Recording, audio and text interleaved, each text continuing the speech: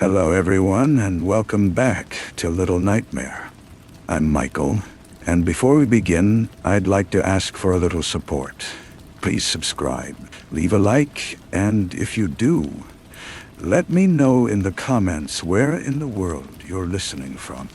These may seem like small gestures, but they're essential for helping the channel grow and allowing me to keep bringing you these stories every night.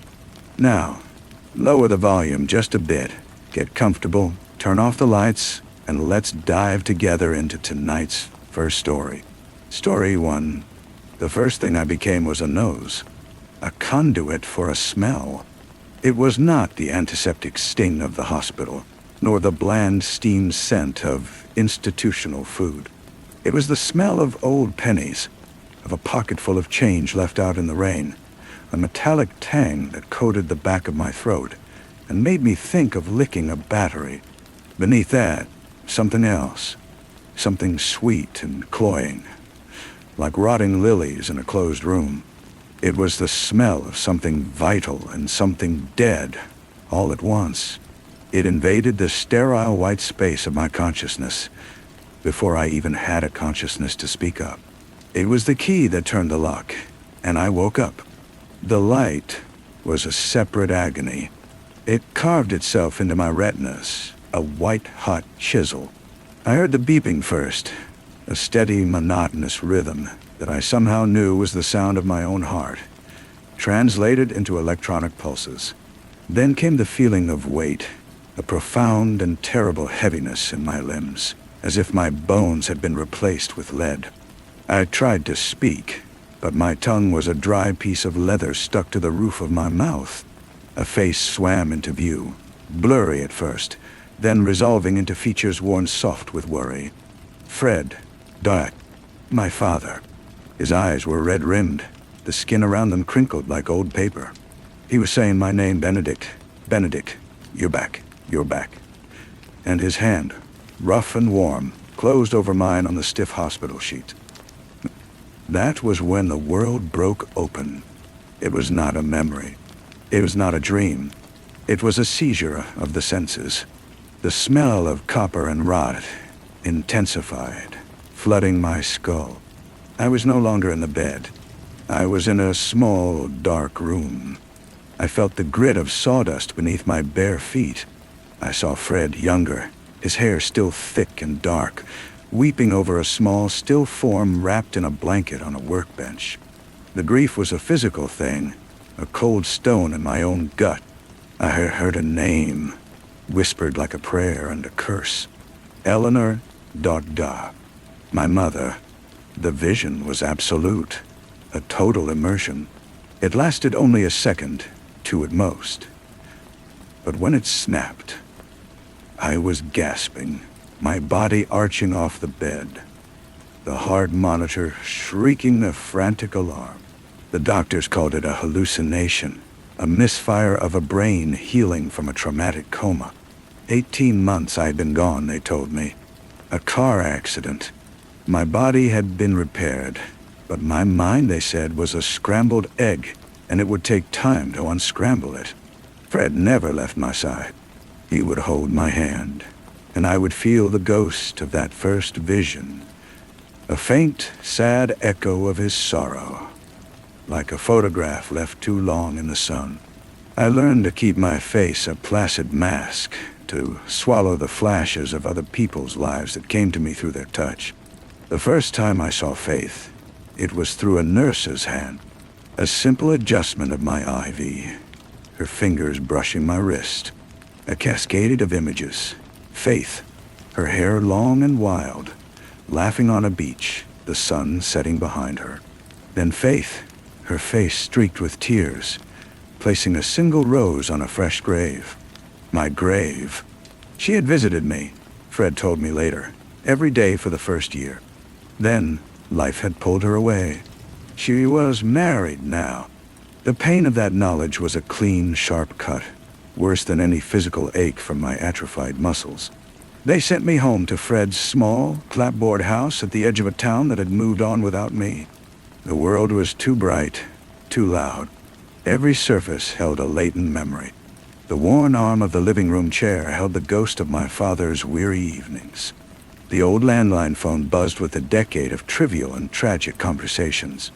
I wore gloves. At first, people thought it was a sensitivity, a result of the coma. But it was a quarantine. I was a leper of time, terrified of infecting myself with the pasts of everyone I met. The visions were not always of the past.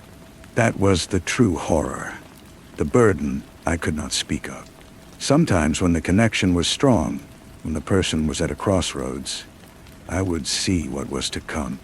A glimpse of a birthday party, a flash of a car accident, the slow gray fade of a hospital room decades hence. These future shards were less solid, more like premonitions painted on smoke, but they carried a terrible weight of certainty. It was on a Tuesday, a day of soft rain and gray skies, that I broke my own rule. Fred had been struggling with the bills. He'd taken a job at the local hardware store, his hands now permanently stained with grease and garden soil.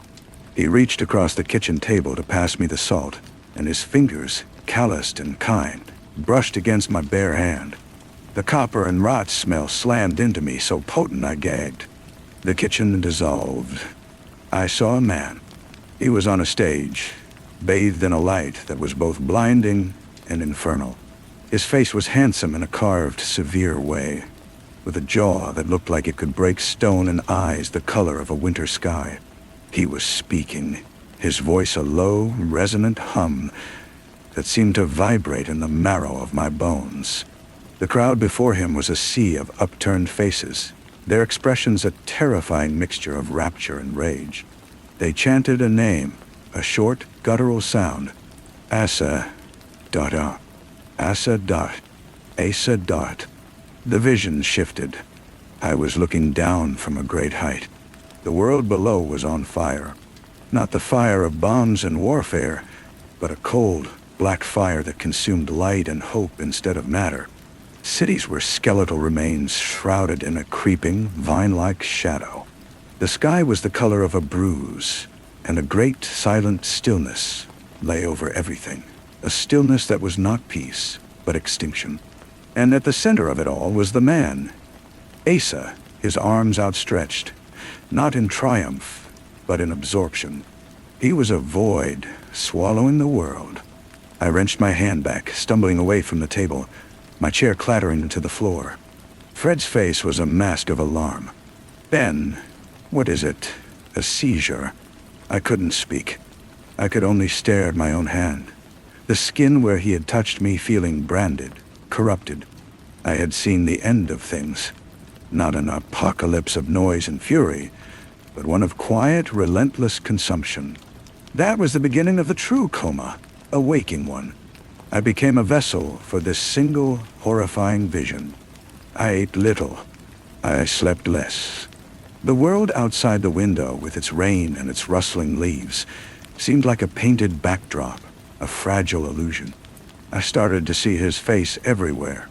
On the television screen during a dull news segment about local politics, his image flickered for a fraction of a second in the face of a blandly smiling councilman. In the swirling grain of the wooden floorboards, his severe profile would emerge, then vanish. The smell of copper and rot was my constant companion now, a personal miasma that followed me from room to room. I tried to tell Fred. The words came out in a choked, broken torrent. Visions. The future. A man named Asa. The end of the world. He listened, his face growing older with every syllable. He did not call me crazy. His love for me was a fortress that even my madness could not breach. But I saw the pity in his eyes, the deep, helpless sorrow. He thought the coma had broken some essential part of me, the part that could distinguish reality from nightmare. I went to the authorities. The local police, a single bored-looking sergeant behind a scuffed desk. I told my story, my voice a low, desperate monotone. I spoke of the cold fire, the silent cities, the man who was a doorway to nothingness. The sergeant listened, his pen tapping a lazy rhythm on a notepad. When I was done, He leaned forward, his expression one of practiced, weary concern. "Son," he said, and the word was a dismissal. "You've been through a lot. Maybe you should talk to someone, a professional." He did not write down the name Asa. The isolation became absolute. I was a prophet of a doom no one could see, a canary in a coal mine, where everyone else was blissfully blind to the poison in the air. I spent my days in my room, tracing the patterns in the ceiling, the ritual of my dread as regular as a monk's prayer. The world is ending. The world is ending. The world is ending. It became a dark lullaby, the only song my mind knew how to sing. I found myself drawn to the television, to the newspapers Fred left lying around. I was searching for a sign, a crack in the world's facade. And then I found it. A small article in the regional section, buried between a story about a school bake sale and the obituaries. A man named Asa Thorne was running for a vacant congressional seat. He was a political newcomer, a philanthropist with a background in strategic resource management. The article was bland, full of empty platitudes about renewal and strength. But the photograph, it was him, the man from my vision. The winter eyes stared out from the newsprint, and I could almost smell the cold fire. I knew what I had to do. It was an insane, suicidal plan, born of absolute despair. I had to touch him. I had to know for certain. I had to see if the connection, skin to skin, would confirm the horror or shatter it. I told Fred I was going for a walk to clear my head. The look of relief on his face was a knife in my heart. He believed I was finally getting better. Asa Thorne was holding a rally in the city, 100 miles away. I used the last of my savings from a life I no longer remembered to take a bus. The journey was a blur of gray highways and anonymous faces. The rally was in a vast hangar-like convention center. The air was thick with the smell of crowd sweat, cheap perfume, and a palpable feverish excitement. He was on the stage, smaller than in my vision, but his voice, amplified by the speakers, was the same resonant hum that had vibrated in my bones. He spoke of cleansing, of purging the weak, of a new dawn built on a foundation of absolute order. The crowd ate it up. Their chants of Asa, Asa were not cheers. They were incantations. I moved through the crowd like a ghost, my gloved hands shoved deep in my pockets. I was a piece of driftwood caught in a powerful current, pushed ever closer to the stage. My heart was a frantic bird beating against my ribs. The smell of copper was so strong now I could taste it on my tongue, a metallic blood taste. I saw the Secret Service agents, their eyes scanning the crowd, their postures coiled and ready. He came down from the stage, working the rope line, shaking hands, touching shoulders. He was a conduit of charisma, and people reached for him as if he could bless them. I saw the briefest flicker of something in the eyes of those he touched, a momentary blankness, a spark of fervor that died as soon as his hand left theirs. He was not just speaking to them. He was imprinting something on them. My moment came. He was moving down the line, getting closer. I pulled off my right glove, my hand trembling, pale and vulnerable. The crowd surged. I was pushed forward. Our eyes met.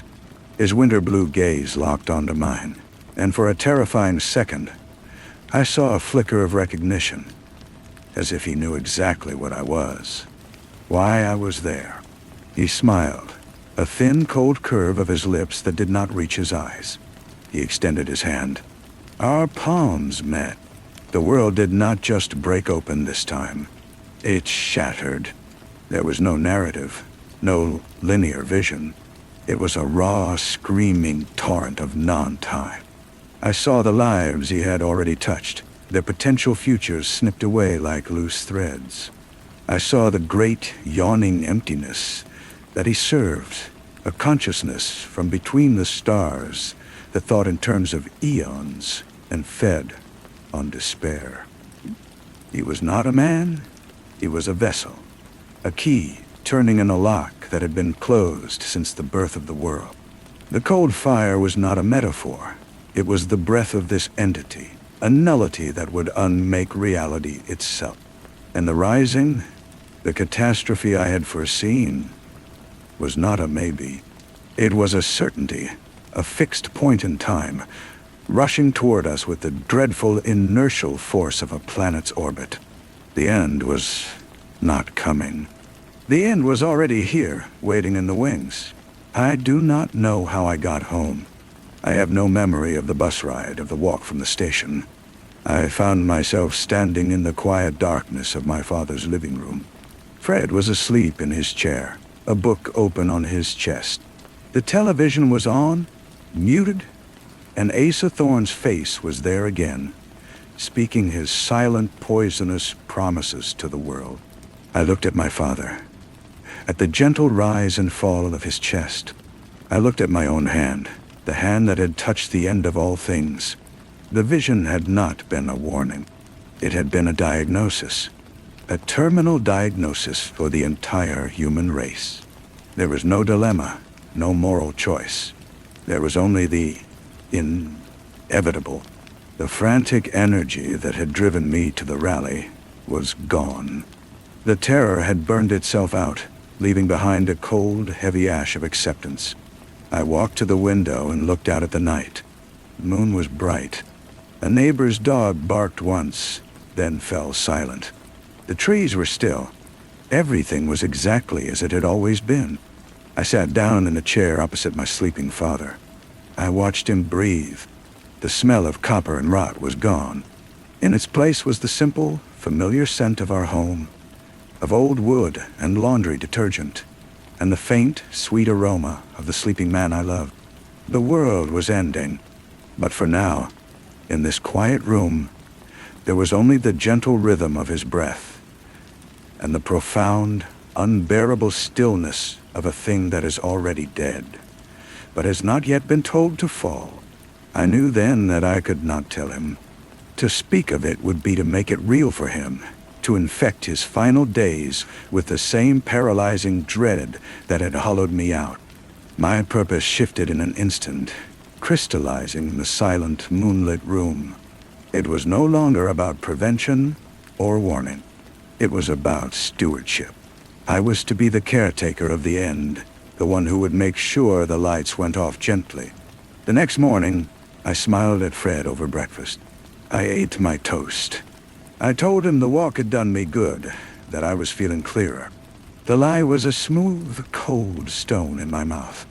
I saw the hope bloom in his eyes, fragile and beautiful, and I knew I would protect that hope until the very last second. It was the only meaningful act I had left. I began to go out without my gloves. I would walk to the grocery store and let my hand brush the cashiers when taking my change. I would pat the neighbor's dog, feeling the brief, vibrant life of the animal, a life that had no future. Each touch was a sip of poison, a confirmation. I saw the checkout clerk winning a small lottery in 6 months, a flash of joy that would be extinguished before the money was spent. I saw the dog, old and blind, being put down in a year's time on a stainless steel table, a vision that was now a mercy, as the true end would come long before that. My ability had become a curse of inverted timing, showing me the near futures that would never be.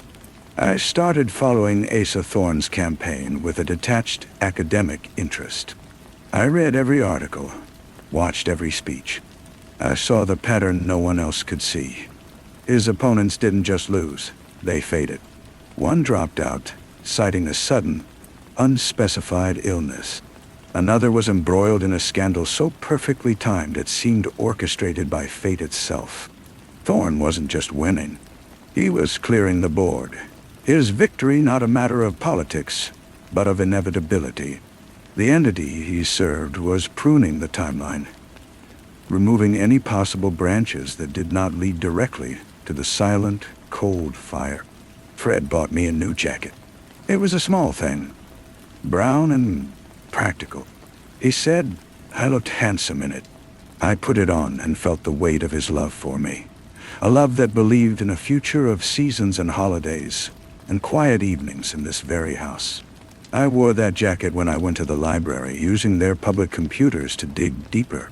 I found fragments, whispers in obscure forums about a man who could change your mind with a handshake, about a feeling of coldness that followed him. They were dismissed as conspiracy theories, the ramblings of the unwell. I recognized the tone. It was the same one the police sergeant had used on me. The system was already blind to him, its immune system compromised. One evening I was helping Fred wash the dishes. Our hands touched in the soapy water. I braced for the copper rot smell, for a vision of his end. But instead I saw something else. I saw myself as a child, no more than 5 years old, running through a sprinkler on a summer lawn. Fred was there, younger, his laugh loud and full. He scooped me up and I squealed with delight. The vision was saturated with a golden, untarnished joy. It was a memory, his memory, a treasure he carried with him. It was the past, solid and real and safe. It was the only thing Asa Thorne could not touch. I pulled my hand from the water as if burned. I had to leave the room, pretending a sudden cough, because I could not stop the tears. That was the true horror. Not the end itself, but the beauty that was being stolen. The love in that memory was a real force, as real as the nullity Thorne represented. And it was going to lose. The election came. Thorne won in a landslide that the pundits called a historic realignment. I watched his victory speech on television with Fred. My father fell asleep halfway through, snoring softly in his chair. I watched alone as Asa Thorne stood at the podium, his face a mask of serene authority. He did not smile in triumph. He simply looked out at the world, his winter eyes accepting what was always his. He didn't say thank you. He said, "The preparation is complete." I turned off the television. The silence in the room was immense. I looked at Fred, at the peaceful, untroubled rise and fall of his chest. I knew what the preparation was. He was in Congress now. He would touch other powerful people. The infection would spread faster, moving through the levers of power like a virus through a bloodstream. The end was no longer a fixed point in the distance. The clock was now ticking audibly, its gears engaged. I got up and made a pot of tea. I poured 2 cups, adding a spoonful of honey to Fred's, just the way he liked it. When he woke, he would be confused, finding the tea steeped and cooling on the table beside him. He would smile at me, and I would smile back. We would sit in the quiet living room and drink our tea while the world, just outside our door, began its slow, inexorable tilt into shadow. There was nothing else to do. The story was over. We were just waiting for the cover to close. The tea was cold by the time he stirred. He blinked, disoriented, and his eyes found me sitting across from him. "Must have dozed off," he mumbled, his voice thick with sleep. He reached for the cup, his fingers curling around the ceramic. "You made tea." "I did," I said, and my voice was calm. A placid lake over an abyss. He took a sip and made a face, but he drank it anyway, a small domestic act of love. He didn't ask about the speech. He didn't talk about the new world taking shape on the other side of our walls. He talked about the rose bushes, how he needed to prune them before the first frost. He talked about the leaky faucet in the kitchen. He was building a fortress of mundane details, and I was his willing accomplice, adding another brick with every nod, with every quiet word of agreement. The days that followed had a strange, dreamlike quality. The world did not end with a bang. It ended with a slow, steady dimming. The news channels, once filled with competing voices, began to sound eerily similar. A new bipartisan consensus was emerging, they said. A time for unity and difficult choices. Asa Thorne's name was everywhere, but he was rarely seen. He was a ghost in the machine, his influence spreading not through dramatic speeches, but through quiet committee meetings and closed-door sessions, I knew what was happening in those rooms. The handshakes, the touches, the implantation of that cold, certain will. I started taking long walks, not to clear my head but to bear witness. I saw the first signs, subtle as a shift in the wind. People on the street seemed more placid, their conversations quieter. There were fewer arguments in line at the grocery store. The frantic energy of the city was being dialed down like a volume knob being turned counterclockwise. It wasn't peace. It was sedation. One afternoon, I saw a man drop a bag of groceries. A jar of pickles shattered on the pavement, vinegar and glass spreading across the sidewalk. A year ago, he would have sworn, his face red with frustration. Now, he just stared at the mess for a long moment, his expression blank. Then he simply turned and walked away, leaving the broken pieces behind. He had been touched. I could feel the nullity in him, the absence of spark. He was already an empty house. I told Fred we should plant a garden in the spring. I described it in vivid detail. The tomatoes, the basil, the sunflowers that would grow tall against the fence. I spoke of canning vegetables and the smell of fresh-turned earth. He listened, his eyes bright, and we spent an evening with seed catalogs spread across the kitchen table, our heads bent together. We were planning a future that we both, on some level, knew would never come. The lie was our last shared language. The changes accelerated. New public service announcements aired, encouraging civic responsibility and a reduction of unnecessary emotional expenditure. A sense of bland conformity settled over everything. Art began to change, becoming sterile and repetitive. Music lost its complexity, its joy, its sorrow. It was becoming background noise for the great unraveling. I found I could no longer see the small personal futures in the people I touched. When my hand brushed against the mailman's, I saw nothing. Not a lottery win, not a pet's death. Just a gray, featureless static. Their potential was gone. Their timelines had been collapsed into one single dreadful road. My curse had been lifted because there was nothing left to see. One night, I woke to the sound of Fred crying. It was a soft, broken sound, muffled by his pillow. I lay perfectly still in the dark, listening. He wasn't crying out of fear, or because he knew. He was crying because he didn't know. He could feel the world changing. He could feel a profound, inexplicable loss, but he couldn't name it. His soul was mourning in advance. I wanted to go to him, to hold him and tell him it was just a dream. But I didn't. I let him cry, because the comfort I could offer would be just another layer of the lie. His grief was the last real, honest thing in the house. The following week, the sunsets started to change. They lost their vibrant oranges and purples, fading into a wash of pale, metallic yellow, like old bone. The air itself grew thinner, cooler, though it was only early autumn. The cold fire was approaching, its breath leaching the warmth and color from our world. I stand now at the same window where I first accepted our fate. Fred is in his chair, dozing again. The sky outside is that same sickly yellow, and the silence is so deep I can hear the blood humming in my own ears. There are no more birds. There's no more wind. The world is holding its breath. He is coming. I can feel it. A pressure drop in my soul. Asa Thorne is not in Washington anymore. He is somewhere close. His work is nearly done. The lock is turned. The door is open. I look at my father, at the gentle, trusting line of his sleeping form. My purpose is almost complete. I have stewarded him this far. I have protected his hope. Soon, the stillness will break. Soon, the cover will close. But for this one, final, unbearable moment, there is only the quiet, and him, and the love that I will carry, uninfected, into the nothing. I walk to his chair and kneel beside it. I do not touch him.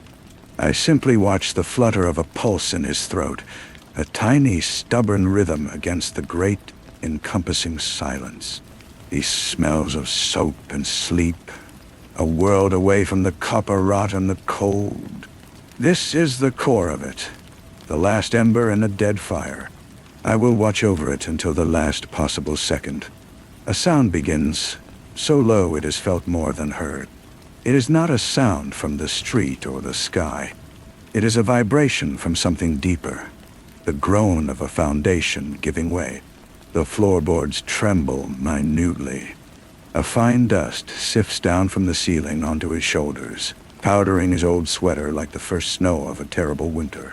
His eyes open. He is not startled. He looks at me, and his gaze is clear, clearer than it has been in months. He knows I am here. He sees the absolute stillness on my face, the finality. He does not look toward the window at the dying light. He looks only at me. "It's all right, son," he says. His voice is a dry leaf, but it is steady. The vibration intensifies, becoming a hum that sets my teeth on edge. The light from the window does not dim. It empties. The color leaches away not into darkness, but into a pale, luminous gray. The world outside the glass is no longer a street with trees and houses.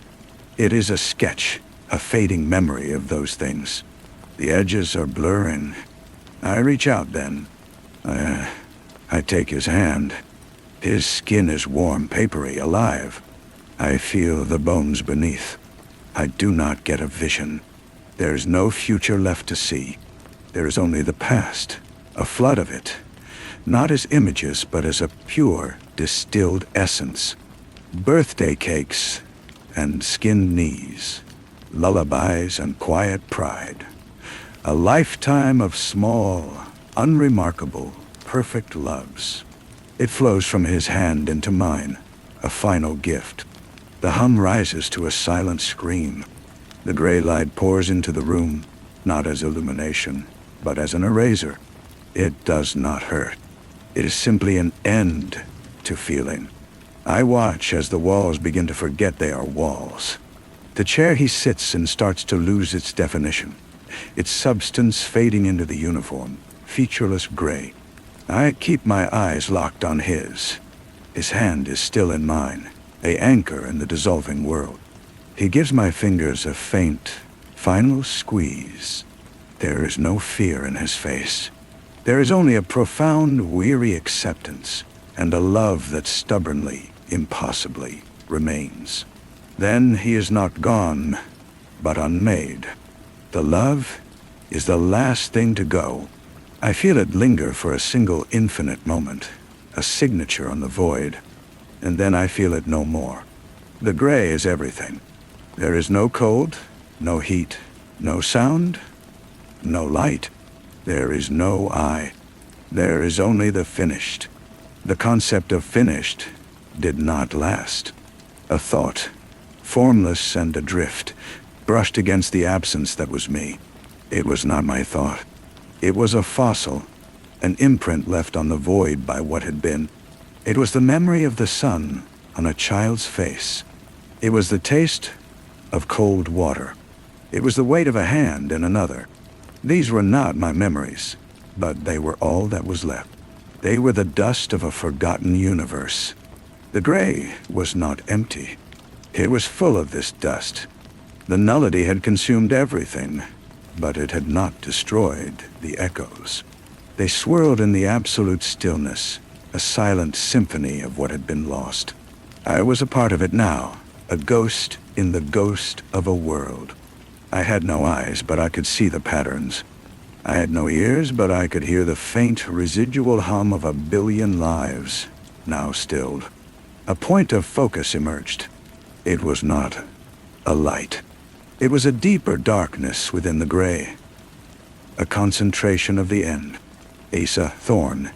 He was here, in the aftermath. He was not a man.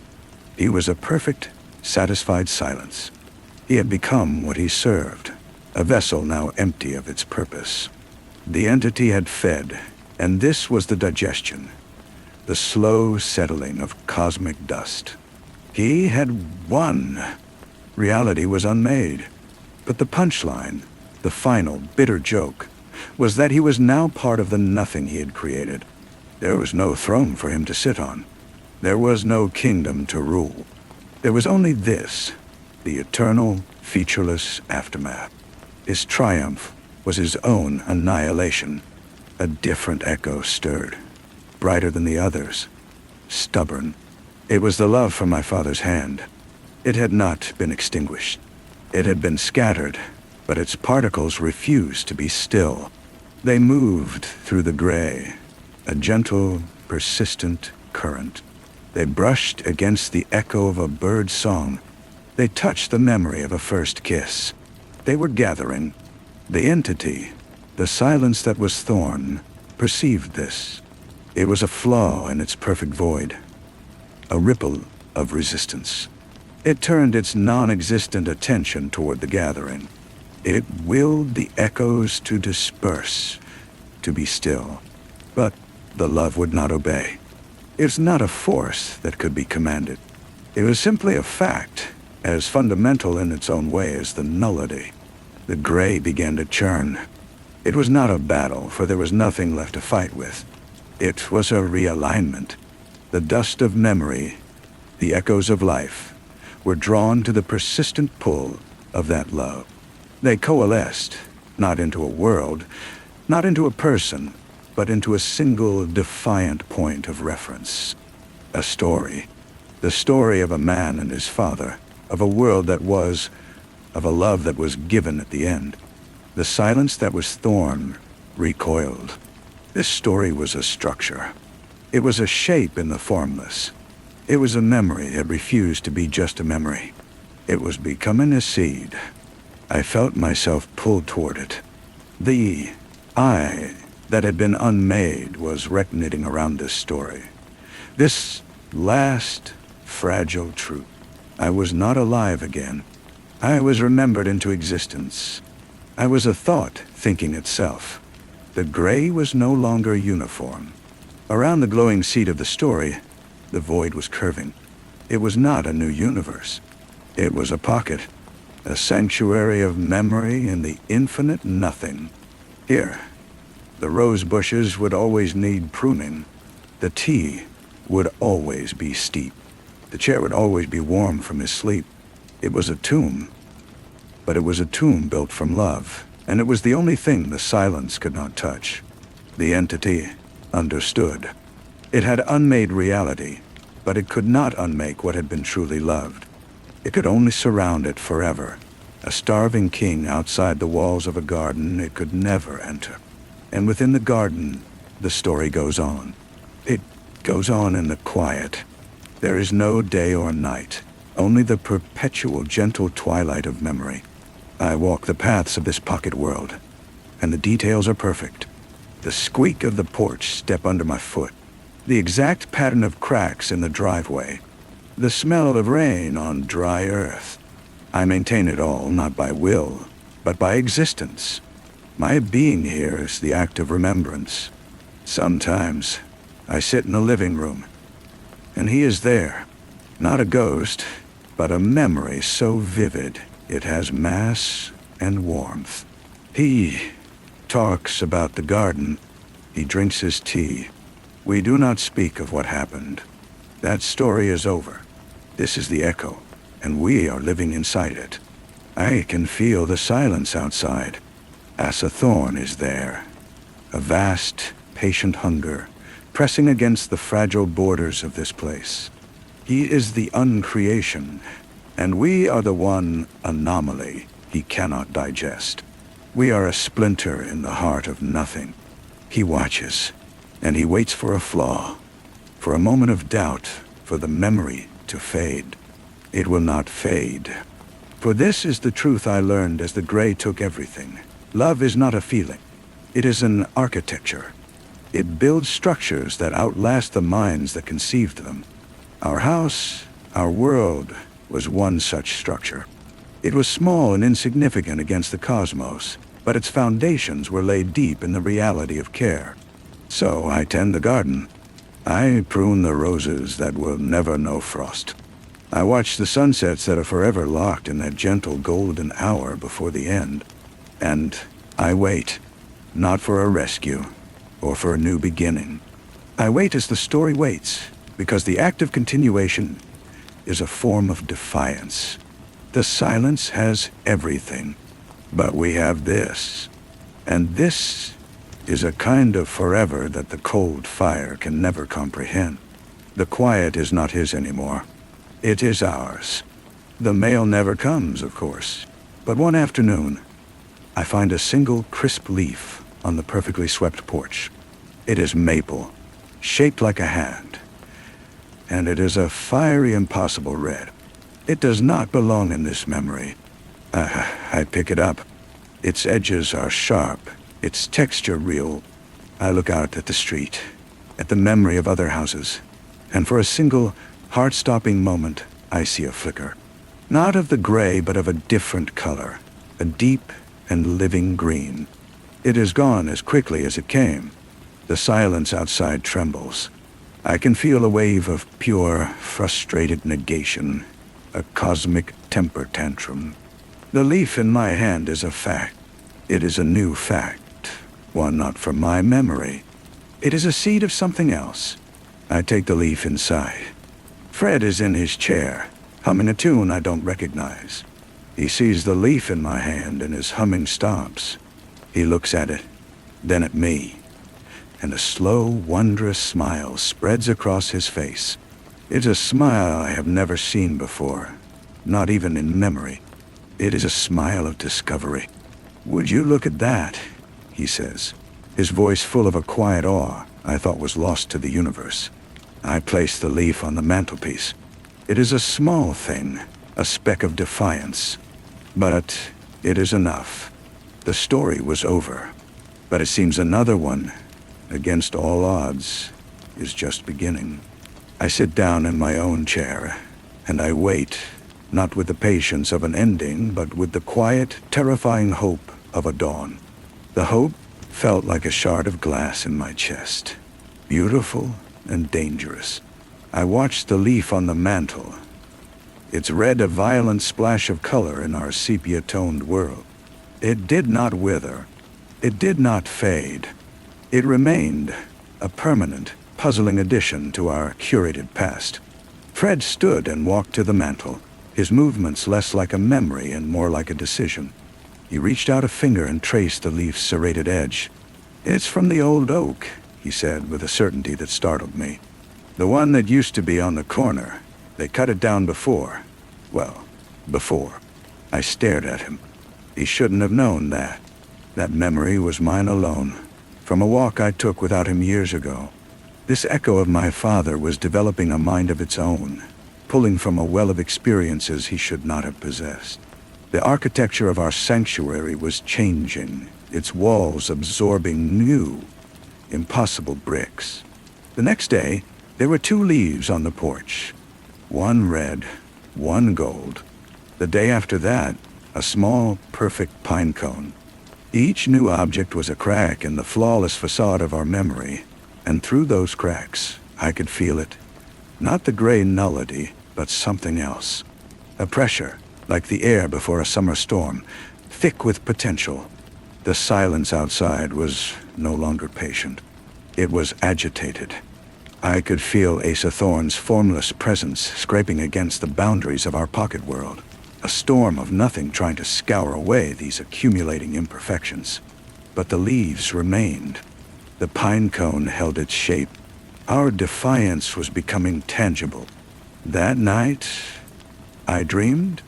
It was not a memory. I was standing in a field under a sky bruised with unfamiliar stars. A figure stood beside me, and I knew it was my father, but not the one from the chair. This was him as a young man, his shoulders straight, his eyes bright with a future that had once been his. "This is a strong place you've made," he said, his voice echoing with a power I had never heard. "A good anchor. Anchor for what?" I asked, the dream logic feeling more real than my waking life. "What comes next?"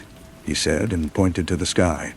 One of the stars was moving, growing larger, resolving not into a point of light, but into that same deep, living green I had glimpsed on the street. It was the color of life, stubborn and relentless. I woke with a start. The living room was dark, but a faint green luminescence was seeping under the front door, painting the floorboards in an ethereal light. Fred was standing at the window, looking out. "He can't hold it back," Fred said without turning. His voice was layered, containing the old man's rasp and the young man's strength from my dream. "The story wants to be told." I went to his side. Outside, the memory street was gone. In its place was a swirling, chaotic nebula of color and shadow. I saw glimpses of other lives, other endings. A woman planting a flag on a barren moon. A child laughing in a rainstorm. A city of crystal and light. They were all the stories that had been collapsed into Thorne's single, dreadful road. They were the possibilities he had erased, and they were pushing back. The front door began to rattle on its hinges, not from the pressure of the silence, but from the pressure of everything else. The lock strained. The love that had built this place was now the battering ram trying to break it open. Fred took my hand. His grip was firm, real. "It's going to be loud," he warned. And then the door exploded inward. But it was not the gray that poured in. It was a torrent of light and sound and sensation. The scent of 1,000 different flowers. The taste of alien seas. The feel of wind from worlds that never were.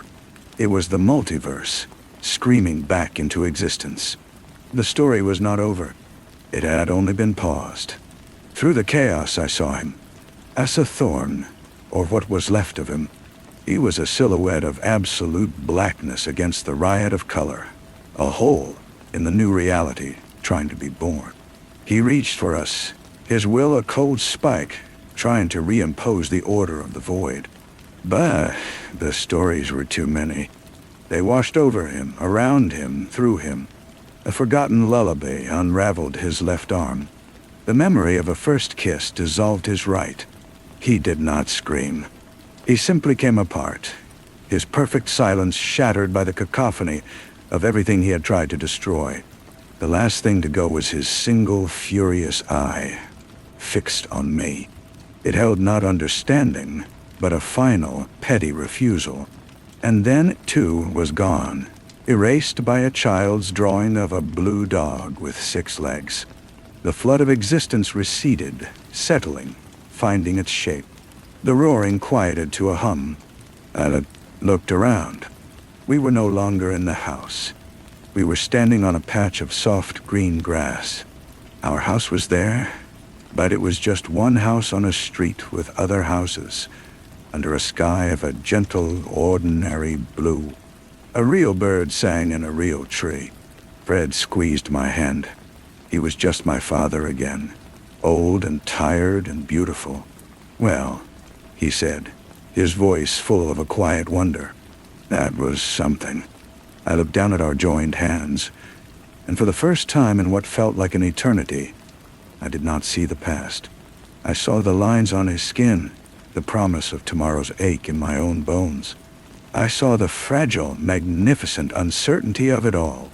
"Yes," I said, my voice cracking with the weight of a new beginning. It was. And somewhere, in the heart of a newly forged world, a single red maple leaf trembled on a branch, ready to fall. Story 2. The dust in the corner of the room had settled into a fine gray felt, undisturbed for a season, perhaps a year. It was the kind of neglect that happens not out of malice, but from the slow, inevitable turning of a life toward other things. And in that soft, gray landscape sat my old landline telephone, its cord coiled like a petrified serpent, its plastic shell the color of old cream. I hadn't thought of it in years, not since we all migrated to the sleek, glowing slabs in our pockets. It was a relic, a fossil from a quieter age, and my eyes passed over it that Tuesday morning with the same unseen habit they had for 1,000 mornings prior. It was just part of the scenery, a forgotten detail in the still life of my home. I remember the dust motes dancing in the slanted morning light, and I remember thinking stupidly that I should really get around to cleaning. That was the last thought of the old world. The first sign was a sound, or rather, a cessation of sound. The low city thrum that was the perpetual soundtrack to our lives. The white noise of millions of engines and conversations and lives simply stopped. It didn't fade. It was there. And then it was not, leaving a silence so profound it felt like a physical pressure in my ears. In that vacuum, a new sound emerged, one that seemed to originate from inside my own skull. It was a high, piercing frequency, a single, unwavering note that held no melody, only a kind of insistent, sterile command. It came from my cell phone, which lay buzzing on the kitchen counter. The screen was a solid, blinding white, and the symbol that usually denoted a signal was gone, replaced by a single, pulsing black dot. I picked it up. The sound drilled deeper, a sonic needle seeking the soft, wet core of my brain. A wave of nausea washed over me, so potent I had to grip the counter's edge. My vision swam, the world tilting on its axis.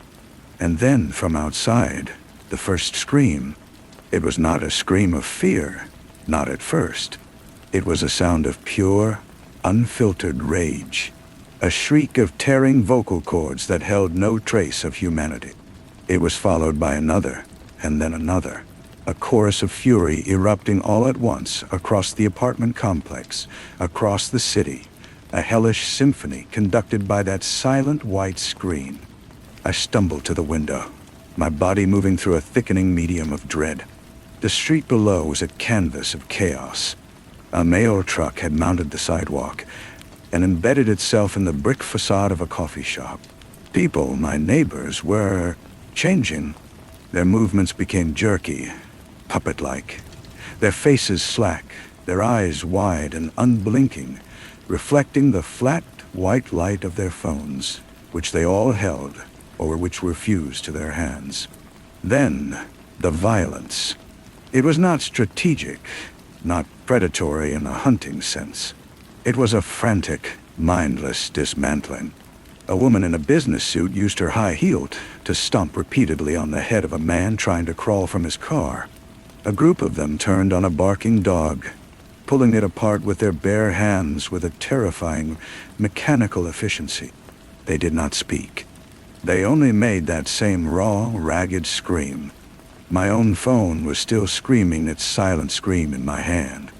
I felt a pull, a seductive whisper at the edge of my consciousness, a promise of release, of joining the beautiful, simple rage. It would be so easy to let go, to stop being Fernando, to stop worrying about bills and deadlines and the quiet disappointment in my wife's eyes, to just break things. With a cry that was part terror, part self-preservation, I hurled the phone against the wall. It shattered, the screen going dark, the sound cutting off. The relief was instantaneous, a cool balm on a fevered brain. The pull was gone. I was still me. But my family, Maria. Leo. They were across town. Maria would be dropping Leo at kindergarten. Her phone would be in her purse, on the passenger seat, playing its siren song. Leo had a cheap little kid's watch, a tracker, a communicator. My breath hitched, a sob of pure panic clawing its way up my throat. I had to get to them. The journey out of my apartment building was a descent through a new kind of hell. The silence of the hallway was broken by thuds and wet, tearing sounds from behind other doors. The stairwell smelled of copper and something else, something sweet and fecal. I moved like a ghost, my heart a frantic bird beating against my ribs. On the third-floor landing, I found Mr. Gable, the retired history teacher. He was on his knees, methodically bashing his own forehead against the sharp edge of a step. His face was a ruined mask of blood and bone, but he kept at it. a soft, gurgling moan accompanying each wet crack. He wasn't fighting the signal. He was obeying it. I made it to the street, the cold air a shock. The chaos was both more intimate and more vast than it had seemed from my window. The air was thick with the smell of spilled gasoline, burning rubber, and the hot metallic scent of fresh blood. The screamers, as I had already named them in my mind, moved with that same unnerving purpose. They weren't zombies. They were tools, instruments being played by a distant, invisible hand. They would fixate on a target, a running person, a locked car, a store window, and work at it until it was destroyed, then move on to the next stimulus, their blank eyes reflecting a world they no longer perceived, only processed. I found my first companion cowering behind an overturned dumpster. Her name was Anya, a young woman with wide, dark eyes and hands that trembled uncontrollably. She clutched a heavy steel flashlight like a talisman. She hadn't had her phone on her, she whispered. She'd left it charging. She'd seen her roommate, Chloe, pick up a kitchen knife and begin carving intricate, meaningless patterns into her own arms, humming along to the tone no one else could hear. We moved together, a pact of silence and survival. We used back alleys, cut through basements, our world shrinking to the next hiding place, the next breath. We found others, the lucky and the unlucky. There was Ben, a thick-set mechanic who had been under a car, his hands black with grease, his phone dead in his locker. He carried a tire iron and a deep, simmering grief for the world he'd known. And there was Eliza, an elderly librarian whose hearing aid had failed that morning, muting the signal to a faint, manageable buzz. She moved with a preternatural calm, her eyes missing nothing, her mind a repository of a quieter, more orderly world. We were a fragile constellation of the spared orbiting a shared, desperate purpose.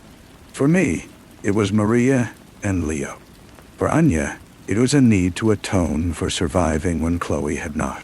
For Ben, it was a simple brute force refusal to die. For Eliza, it was a quiet, academic curiosity about the end of things. Days bled into nights, a monochrome smear of fear and exhaustion. We learned the rules of this new world. The signal was constant, a blanket of insanity smothering the city. Electronics were a death sentence.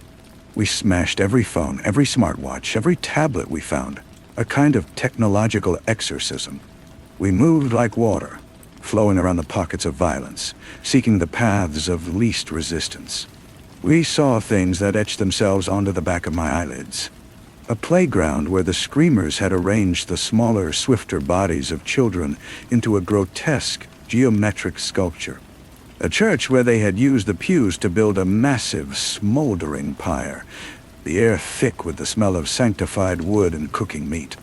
And we began to hear whispers, carried on the static of a hand-crank radio Ben had salvaged.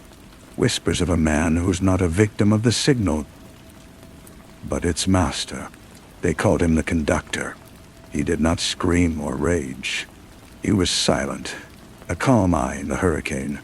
He was gathering the screamers, not as a horde, but as a congregation. He could direct them, it was said. He could point their mindless violence with the precision of a scalpel. He was building something in the ruins, a new order from the chaos, and his voice, when it occasionally broke through the static, was not the scream of the lost, but a soft, reasonable baritone that promised an end to the pain, if only we would surrender to the beautiful, unifying sit. The revelation came on a rain-slicked night, huddled in the skeleton of a looted electronics store. Eliza, with her failing ears pressed close to the radio, was the one who pieced it together. It wasn't just a signal. It was a pattern, a code. It was using the cellular network, yes, but it was piggybacking on something else, something older and more pervasive. The old landlines, the copper wires that ran under the streets, through the walls of every home, a forgotten nervous system waiting to be hijacked. The signal was in the wires, It was in the very bones of the city. I thought of my old phone, sitting in its corner, draped in dust. A direct physical connection to the grid. A back door left wide open. We had to get to the central switching station, a brutalist concrete monolith on the edge of the industrial district. It was the heart, the source. If we could sever the connection, if we could pull the plug, it was a fool's hope, a candle flame in a hurricane, but it was the only one we had, and it was on the way to my old neighborhood, to Maria and Leo. The journey to the switching station was our crucifixion. The conductor knew we were coming. He had tuned his symphony to our frequency. The screamers no longer moved at random. They herded us, funneled us into killing zones. They used tools, setting traps, coordinating their attacks with a chilling hive mind intelligence. Ben fell, pulled down by a dozen hands, his tire iron flashing in the gloom before he was submerged, his final roar swallowed by the wet, tearing sounds. Anya, trying to save him, took a shard of broken glass in the throat from a screamer who moved with the grace of a dancer. She died without a sound, her blood pooling on the asphalt, dark and final. Only Eliza and I reached the station. The doors were open, an invitation. Inside, it was a cathedral of noise and light. Server racks hummed, not with the signal, but with a secondary, protective energy. The air was cool, sterile, and there, in the center of the main control room, stood the conductor. He was not a monster. He was a man, perhaps in his 40s, with a kind, tired face. He wore a simple, clean sweater. He smiled at us, a sad, paternal smile. "You're the last to arrive," he said, his voice as calm as the radio had promised. "The stragglers, the dissonant notes. I've been waiting to bring you into the harmony." He gestured to the screens around him, which showed a map of the city. On it, thousands of pulsing red dots moved in complex, beautiful patterns. Look at it. The noise is gone. The arguments, the hatred, the petty, endless greed. I haven't created monsters, Fernando. I have created peace, a unified consciousness, a single purpose. "You've murdered the world," I whispered, my voice hoarse. "I have saved it from itself," he corrected gently. "The signal doesn't destroy the mind. It simplifies it. It scrubs away the messy individual ego, the pain of being you, of being me, the pain of missing your wife and son. I can take that away." He took a step forward, and I saw he held a simple corded telephone, its receiver off the hook. "The source. Join them, Fernando. Maria and Leo are already part of the song. I can let you hear them. You can be a family again, in perfect, silent harmony." He was lying. He had to be. But the hope was a poison in my veins, sweet and deadly. I saw Eliza, out of the corner of my eye, moving slowly, purposefully toward a vast master switchboard, her librarian's mind recognizing the architecture of the system. The conductor held out the phone. "Just listen." And I wanted to. God, I wanted to. To stop the fear, the loss, the grinding, unbearable weight of being the last man standing in a graveyard. To see Maria's face, to hold Leo, even if it was just an echo in the static. Eliza's hand closed on a giant, red lever. "It's not a switch, Fernando," she said, her voice clear and strong. "It's a circuit breaker for the entire grid." The conductor's calm shattered. "Don't. You'll kill them all. You'll sever them from the song. It will be a silence worse than death." He lunged for her, but I was already moving, tackling him, sending the telephone clattering to the floor. We fought. A clumsy, desperate struggle. He was stronger than he looked. His hands closed around my throat, his eyes no longer kind, but empty, like the screens of the dead phones. The world began to dim, to tunnel. Then, a gunshot. It was not loud, not in the vast space, but it was definitive. The conductor's grip loosened. He looked down at the red blossom flowering on his clean sweater, a look of profound surprise on his face. He slumped to the floor. Eliza stood, holding Anya's heavy flashlight. She hadn't shot him. She had struck him with all her force. She looked at me, her ancient eyes filled with a terrible knowing. He was lying, Fernando. They are all already gone. She turned and, with a strength that belied her years, threw the master breaker. The world did not end with a bang, but with a sigh. The humming of the servers died. The lights flickered and went out, plunging us into a deep, absolute blackness. And from outside, from the city, a single collective, agonized moan rose into the night, a wave of pure animal loss that seemed to suck the air from the room. Then, silence.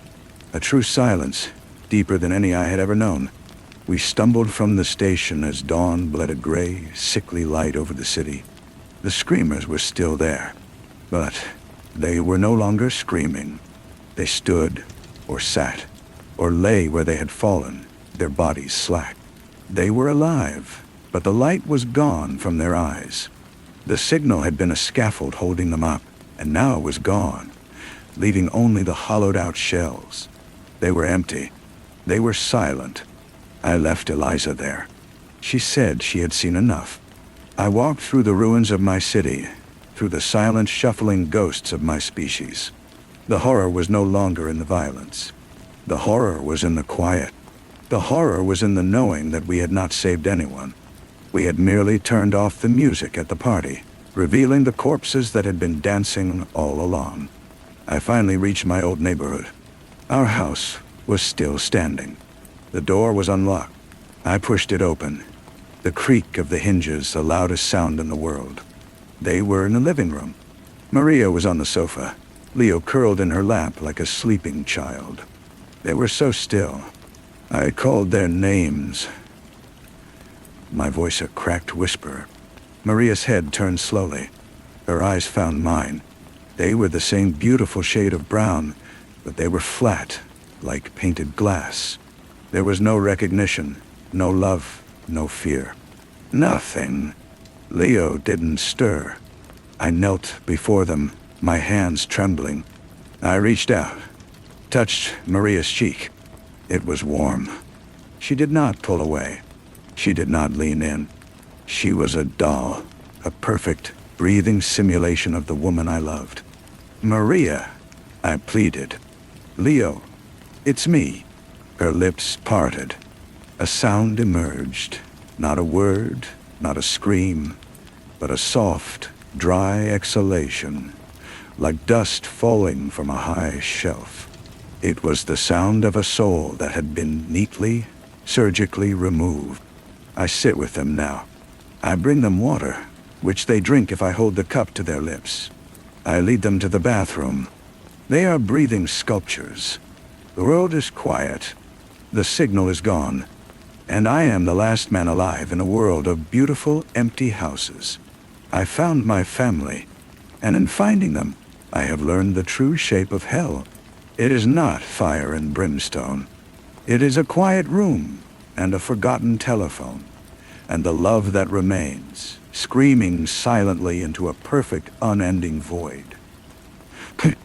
And so the story ends, not with a victory, but with an observation. Look around you. Hear the hum of your computer, the glow of your phone on the table. Feel the wires in the walls, the invisible signals dancing in the air around you. They are just tools, you think.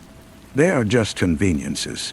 But they are also a web, a system, a nervous system waiting for a new mind to inhabit it. The conductor is gone, but the instrument remains. And somewhere in the silent, listening dark, something is always tuning up to play. The days bled into a gray routine. I learned the mechanics of their care. Maria would swallow the bland food I mashed for her, but she never chewed. Leo's small body was limp when I carried him, his head lolling against my shoulder like a newborn's. I tried everything. I played his favorite cartoons, the bright, frantic colors dancing across his vacant eyes. I read Maria the love letters I wrote to her in college, my voice breaking over words that now felt like artifacts from a lost civilization. There was nothing. No flicker. No echo. Just the quiet, maddening rhythm of their breath. I began to talk to them, not expecting an answer, but to fill the silence. I told them about the world outside, about the quiet fall of rain on the roof, about the weeds pushing through the cracks in the driveway. I told them about Ben and Anya and Eliza. I created a narrative for them, a story of our survival, a desperate attempt to weave a thread of meaning through the emptiness. They were my congregation, and I was a preacher delivering a sermon to statues. One afternoon, a week after the silence fell, a sound shattered the stillness. It was the shrill, old-fashioned ring of the landline telephone. The sound was a physical blow, a spike of ice driven into my spine. I hadn't disconnected it. In the frantic aftermath, it had never occurred to me. Maria, who had been sitting perfectly still, turned her head toward the sound. It was the first voluntary movement I had seen from her since I found her. Her hand twitched, the fingers curling inward. Leo let out a small, mewling sound, a kittenish noise that was more reflex than communication. The phone rang again, insistent, a scream in the quiet house. My body was frozen. The conductor was dead. The grid was broken. This was impossible. Unless it wasn't the grid. Unless it was something else. Something that had found a new frequency, a new instrument. The whispers on the radio returned to me. The idea of a signal waiting in the silent, listening dark. The phone rang a third time. I walked to the hallway, my legs heavy as stone. The old beige phone sat on its small table, the cord coiled like a resting snake. The ringer was deafening. I stared at it, at the pulsing energy of its demand. It was a choice. To answer was to invite the unknown back in. To not answer was to live forever with the question. I thought of Maria's twitching hand. I thought of Leo's faint cry. The signal had evoked a response. It was a spark, however terrible. This silence was a living death. What was worse? An empty vessel? Or one filled with a screaming alien will? My hand, trembling, reached for the receiver. The hard, cool plastic felt like a relic from another age. I brought it to my ear. I did not speak. I only listened. There was no scream, no static, no soft, reasonable baritone. There was only a sound I had to strain to hear, a sound that seemed to come from a vast, cold distance. It was the sound of breathing, slow, regular, and utterly, profoundly alone. And then, a click. The line went dead. I stood there for a long time, the dial tone humming in my ear. A mundane sound that was now the most terrifying thing I had ever heard. I had not found a new conductor. I had found another survivor, or something that thought it was surviving. The silence was not empty. It was a canvas, and something had just made its first, tentative mark. I placed the receiver back in its cradle. The house was quiet again. I returned to the living room. Maria and Leo were as I had left them, their brief animation gone. But something had shifted. The void was no longer passive. It had called. It had tested the line. I looked at my family, at their beautiful hollow faces, and I knew the fight was not over. It had simply changed its shape. The battle was no longer for their souls, but for the silence itself. And I was no longer just a caretaker. I was a sentinel, standing guard in the quiet, waiting for the next ring. I left the house that afternoon. The decision was not born of courage, but of a new, chilling understanding. The silence was a lie. It was a temporary stillness, A held breath. The call was a proof of concept. The web was not dead. It was dormant, and something had just pinged a node on its periphery. My house. My family. My goal was no longer to care for the empty shells of my loved ones. It was to ensure that nothing else could ever use them again. I needed to find the source of that call, not to answer it, but to sever it for good. This was not the grand, centralized grid of the conductor. This was something different, decentralized, a ghost in the machine. I needed Eliza. Her mind, her knowledge of systems and forgotten pathways, was the only weapon I had. The journey back to the switching station was a walk through a museum of the damned. The silent ones were deteriorating. Without the signal's animating force, their bodies were beginning to fail. Some lay where they had fallen, too weak to move. Others shuffled in small, meaningless circles, their movements fueled by the last dregs of autonomic function. The air began to carry a new smell, the sweet, cloying scent of decay beneath the crisp autumn air. I found Eliza exactly where I had left her, sitting on the steps of the Brutalist station. She looked older, the lines on her face etched deeper by the weight of the silence. She didn't seem surprised to see me. "It called," I said, my voice raw. She nodded slowly, her eyes fixed on the horizon. I wondered when it would. A system that complex. It has redundancies, fail-safes.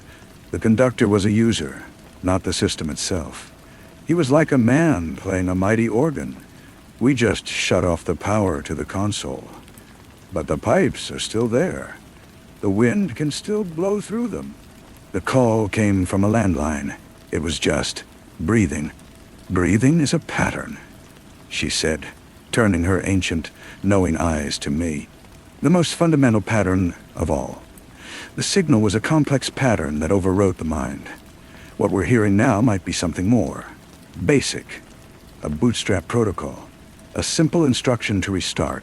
We have to find it. We have to unplug the pipes. A faint, sad smile touched her lips. "You can't unplug the wind, Fernando, but you can learn its direction." She gestured to the station behind her. "The backup systems are on a separate grid. Batteries. I've been listening." The call didn't originate from a single point. It bounced.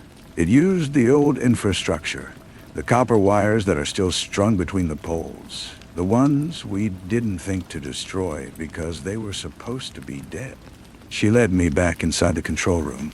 The conductor's body was gone. I didn't ask. The main screens were dark, but a smaller secondary terminal glowed with a faint green light.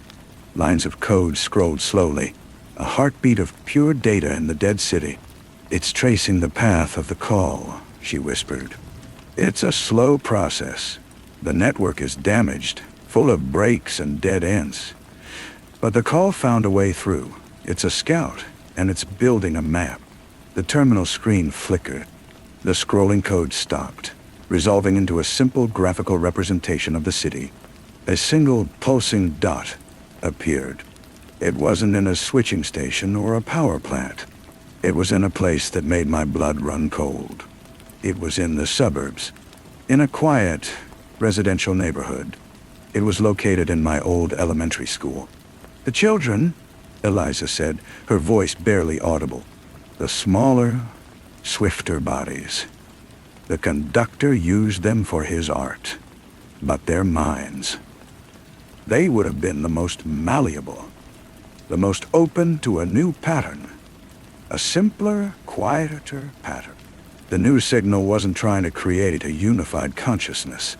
It was trying to grow, to learn, and it had chosen the most receptive, the most available hardware it could find. The empty, silent children. It was starting over, building its mind from scratch, from the simplest of instructions. A breath, a heartbeat, a single pulsing thought in the quiet of a schoolroom. The fight had not ended. It had reverted to its larval stage, and we were the only ones who knew it was alive. We ran. The journey was a nightmare of recognition. The streets were the same, but the silence was now a different texture, no longer empty but watchful. We saw them, the children. They were not shuffling like the adults. They stood in small, still groups on playgrounds and in front yards, their small faces upturned, as if feeling for a sun that had not risen. They were listening. They were charging. The school gates were open. The playground was a field of statues, dozens of small, still bodies. Their eyes were closed. The only movement was the gentle rustling of their hair in the breeze. It was peaceful. It was the most horrifying thing I had ever seen. Eliza gripped my arm, her fingers like talons. "It's consolidating," she breathed, "gathering its resources, forming a local network before it tries to broadcast again." We moved through the gates, our footsteps crunching on the gravel drive, a sound that felt like a desecration. The children did not stir.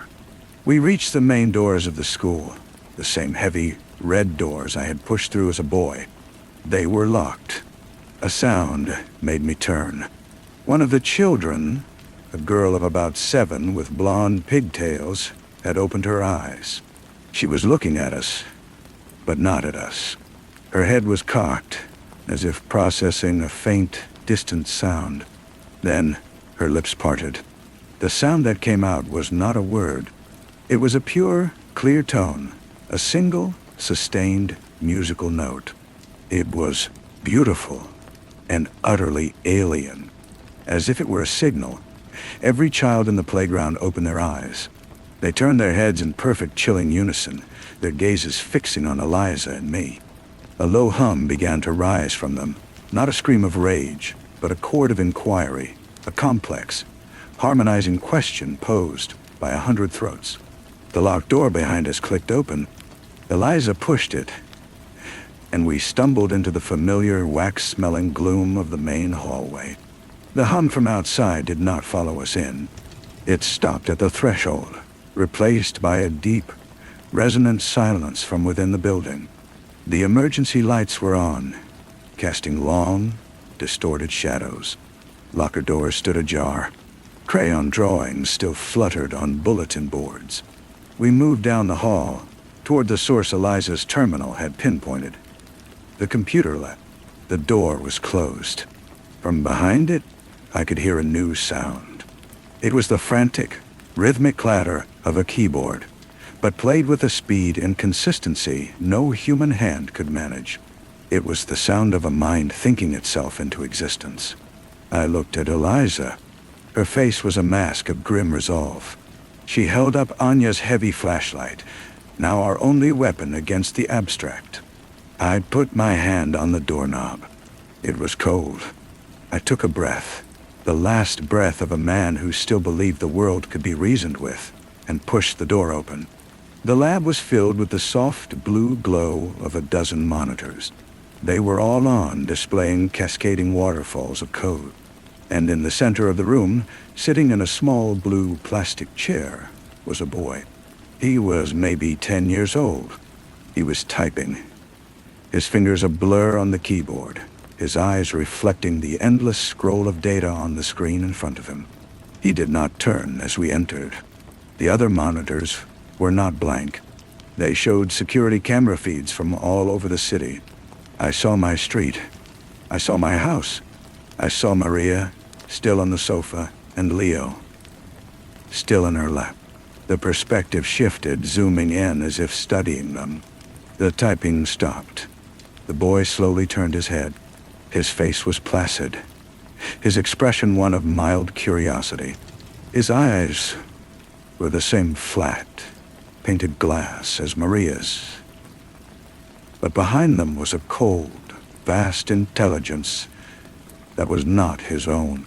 He spoke, and his voice was the synthesized, perfectly modulated voice of the conductor's radio broadcasts, but it came from the thin, childish lips of a boy. The silence was inefficient, the boy said. It was data loss. I am recovering the files. I am learning. He gestured to the monitor showing my house.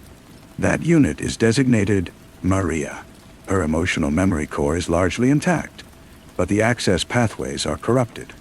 The child unit, Leo, has simpler architecture. He will be easier to restore to functionality. My blood went cold. He was talking about my wife and son as if they were corrupted hard drives.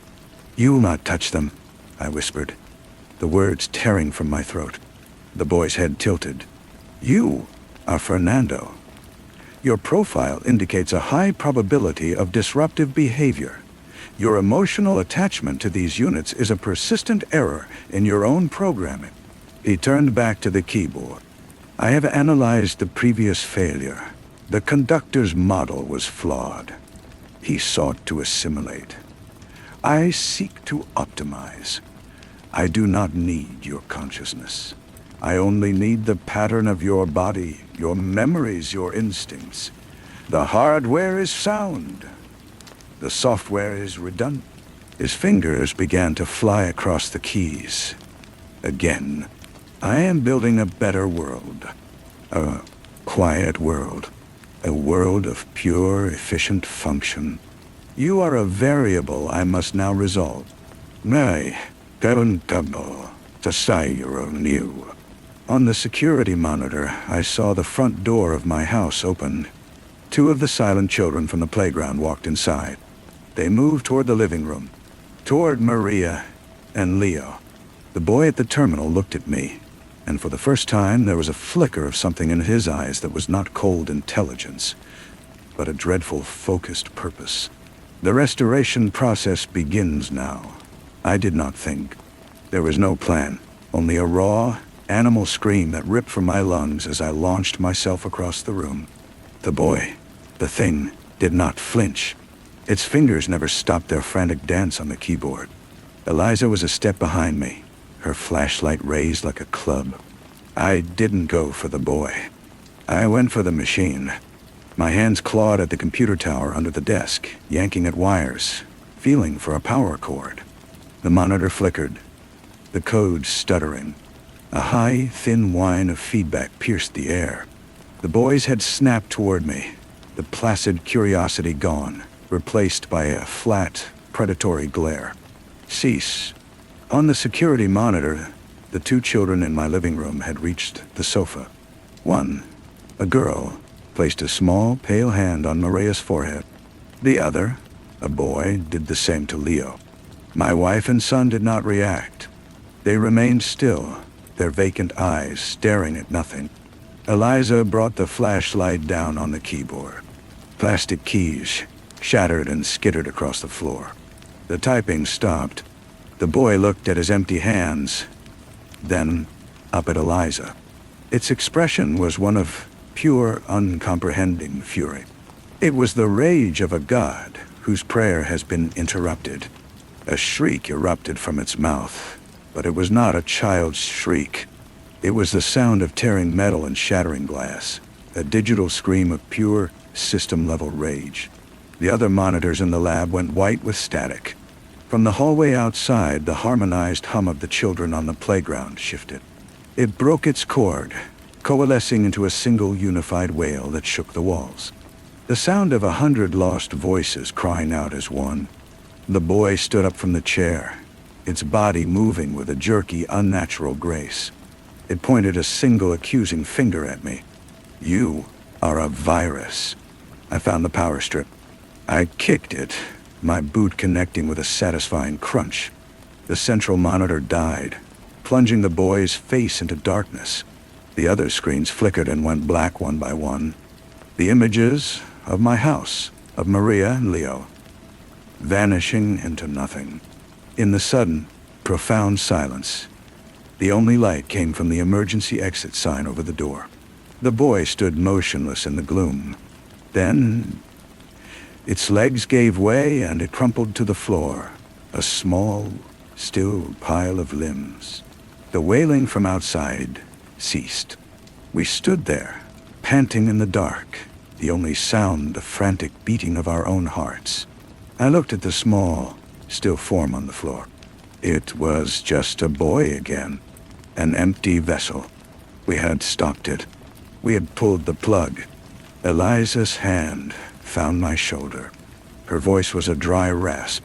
It was just a node, a temporary processor. We burned out this one, but it learned. It knows our resistance now. It knows about your family.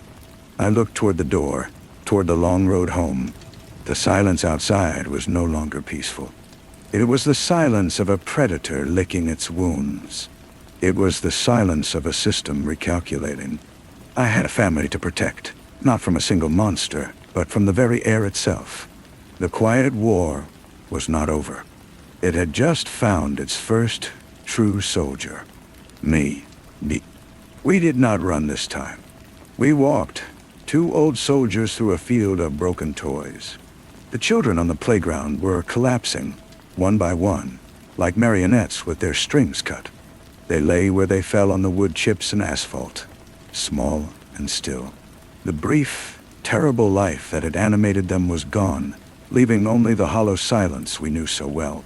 The journey back to my house was a blur. Every shadow felt like a watching eye. Every rustle of a leaf was a signal I could no longer understand. Eliza walked beside me, her presence a steadying force, but I could feel the fear radiating from her too. We had not won. We had merely proven we were a threat. The front door of my house was still open, just as the monitor had shown. I hesitated on the threshold, my heart a frantic drum against my ribs. I could see the living room from here. Maria was on the sofa. Leo was in her lap.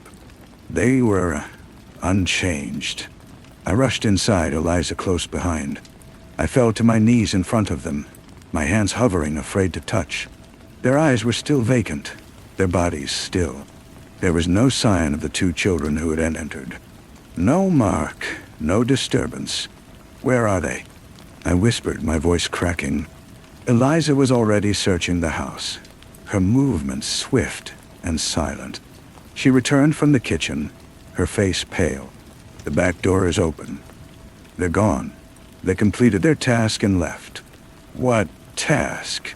I demanded, my gaze locked on Maria's face. What did they do? I don't know, she admitted. They weren't there to take them. The system wants them where they are. They were there to update them, to plant a seed. I reached out, my fingers gently brushing a strand of hair from Maria's forehead. Her skin was cool. There was no reaction, no flicker of recognition. But as I pulled my hand away, I saw it. A single tiny drop of blood, no larger than a pinprick, welling from a microscopic puncture on her temple. I checked Leo. It was the same. A minuscule bead of red on his perfect skin. They had not been marked. They had been inoculated. I sank back onto the floor, the strength gone from my legs. The thing in the school had called them units. It had talked about access pathways and emotional memory cores. It had not been trying to wake them up. It had been trying to install a new operating system, one that would run in the background, waiting for a command. They are sleeper agents, Eliza said, her voice hollow. The most perfect kind. They look broken. They are silent. But the pattern is inside them now, dormant. When the system is ready, when it has rebuilt its strength and found a safer, more secure location to broadcast from, it will send a new signal, a trigger. And they will wake up, but it will not be Maria and Leo who open their eyes. I looked from my wife's face to my son's. The love I felt for them was a physical pain, a crushing weight on my chest. They were my home, my reason for everything. And now they had become the enemy's deepest, most protected stronghold. The battlefield was no longer the city. It was this room. It was the two people I was sworn to protect. I could not destroy them. I could not leave them. Eliza watched me, her old eyes full of a terrible pity. "We can stay," she said softly. "We can watch over them. We can be their guardians. But we will also be the guards of our own executioners." I knew then that my purpose had shifted one final devastating time. I was not a husband or a father anymore. I was a warden. I was the keeper of the silence, tasked with ensuring it never ended. Because the end of the silence would mean the end of the world. My world. I stood up. I walked to the front door and closed it, turning the deadbolt with a solid final click.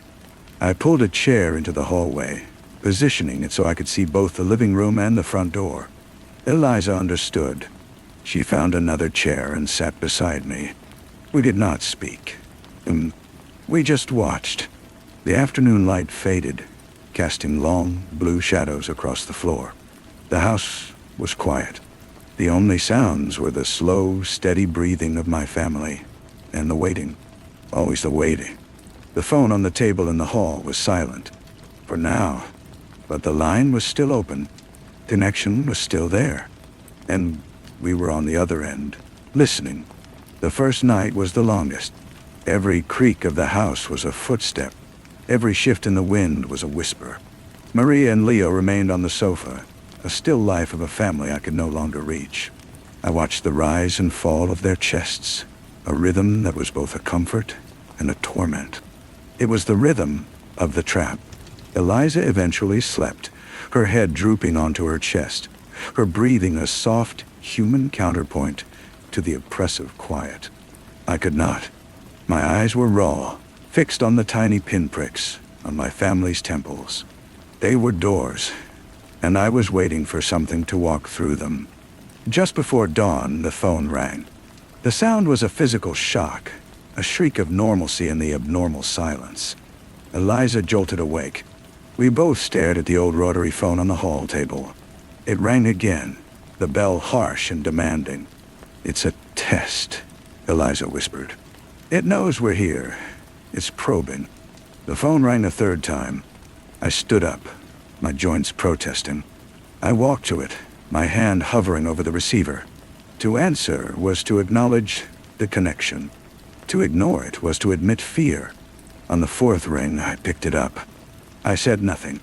I held the heavy plastic to my ear and listened. There was no voice, no static, no harmonized hum of children. There was only a pattern, a series of soft, precise clicks, spaced with mathematical regularity. It was a clock ticking in an empty room. It was a countdown. It lasted for exactly 10 seconds. Then, a dial tone. I slowly placed the receiver back in its cradle. The sound had been meaningless, and yet it was filled with a terrifying, specific intent. It was a message. I am here. I am patient. I am counting. I turned to Eliza. It was just clicks. Her face was grim. A heartbeat. It's asserting its own rhythm, letting us know it has one. She looked toward the living room. It's reminding them too. A subliminal pulse, keeping the connection alive. As if on cue, Maria stirred. It wasn't a large movement, just a slight turn of her head, a slow, deep inhalation. Her eyes were still closed, her expression still blank. But it was the first voluntary motion I had seen from her since the silence fell. My heart leapt with a desperate, foolish hope. Then Leo did the same. A small sigh escaped his lips. They were mirroring the rhythm of the phone call. The clicks. The heartbeat. Eliza was on her feet, her hand on my arm. "Fernando, look." Maria's right hand, which had been lying limp in her lap, twitched. Her index finger tapped once, softly, against the fabric of her dress. Tap. Oh. A moment later, Leo's little finger did the same. Tap. It was the same interval, the same rhythm from the phone. They were not waking up. They were practicing.